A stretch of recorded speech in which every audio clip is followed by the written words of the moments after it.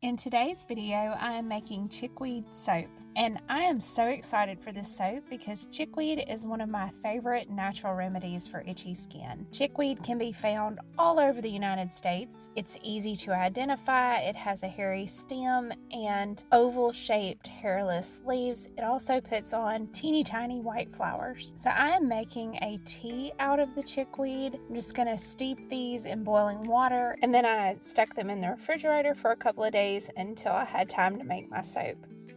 For this soap recipe, I am replacing 100% of the water with chickweed tea. I've dissolved a couple of tablespoons of sugar in the tea with a little bit of silk fibers cut up in it. Those are going to melt when I add the sodium hydroxide, and then the color is going to morph to this crazy orange. That's the lye reacting with the sugar.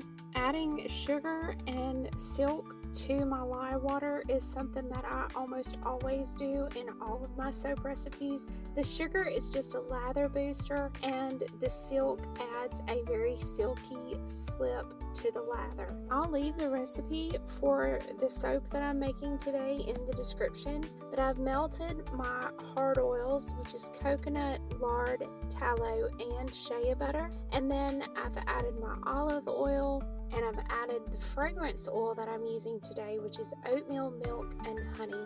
It just has this wonderful, soothing, kind of very subtle fragrance to it. I'm also going to add colloidal oats, which are very soothing for the skin. Instead of kaolin clay, which I normally use, I'm going to split this batter off and color part of it with French green clay, and the other part I'm going to use this purple mica just to make a very subtle kind of lavendery color. Now that I'm adding the chickweed lye solution to the oils, I'm going to blend that until I usually like to get a very light trace, so just past emulsification, and then I'll split it off for my colors. And the colors here are very muted. I really didn't want any kind of bright colors in this very soothing bar of soap, but I am going to try a hanger swirl and just see if that is noticeable during the cut. So for texturing the top, I really could have let this sit for a few more minutes to firm up a little bit more, but I really get impatient, especially once the pour is over,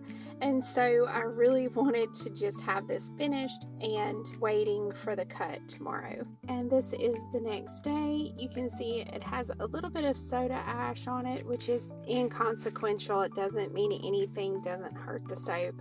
And my colors have really kind of faded out a little bit. This soap did not go through gel phase, and it is still really soft. In fact, I went ahead and cut this slab because I had gotten it out of the mold, but the other one I left to sit for another couple of days before I took it out of the mold and cut it. But look how beautiful the swirls turned out. The colors are very muted. I think it's a lovely color combination for the type of soap, and I think it just goes with the chickweed tea. I named this soap Soothing Stellaria because Stellaria media is the Latin name for chickweed.